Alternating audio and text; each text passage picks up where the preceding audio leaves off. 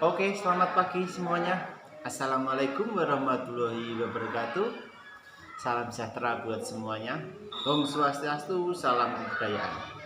Perkenalkan, nama saya Amos Kurniawan. Saya salah satu guru di Korsatpen Kecamatan Mijen, Kota Madya, Semarang.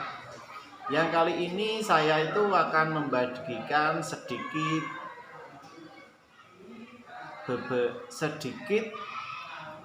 cara belajar yang dilakukan saat akan menghadapi UP, ya. Jadi bagi pejuang-pejuang UP tetap semangat semuanya, ya. Jadi saya itu model belajarnya seperti ini, Bapak Ibu. Setiap saat itu kan, atau setiap kita membahas itu soal, ya, yang diberikan guru pamong atau dosen instrukturnya, itu kan misalnya ini ya, soal kode X atau soal kode Y, soal kode Z. Setiap soal itu kan terdiri dari contoh 120 ya. Jadi itu saya, ya.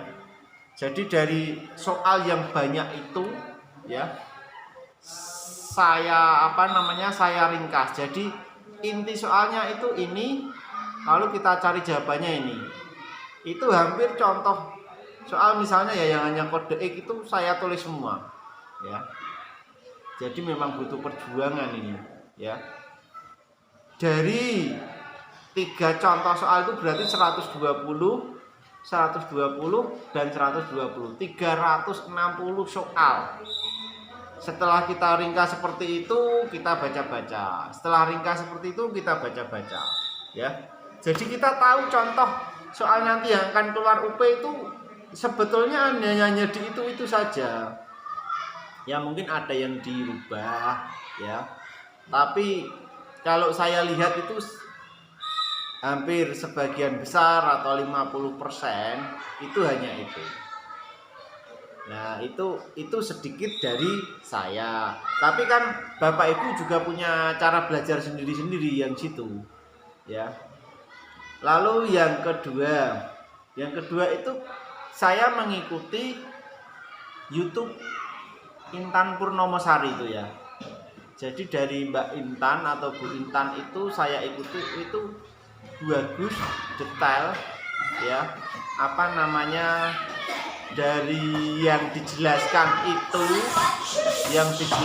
itu betul-betul runtut, materi dan pembahasan dan lain-lainnya itu betul-betul runtut. Jadi soal dan pembahasan yang diberikan itu betul-betul jelas, detail. Nah, itu contoh ya. Contoh 2 saja tip yang saya berikan. Terus yang pertama, saat Bapak Ibu itu akan mengikuti UP ya, yang pasti sinyal itu betul-betul harus kuat, ya. Baik itu sinyal untuk perangkatnya perangkatnya laptop yang akan digunakan, dan sinyal perangkatnya untuk HP yang untuk video call atau Google Meet ya.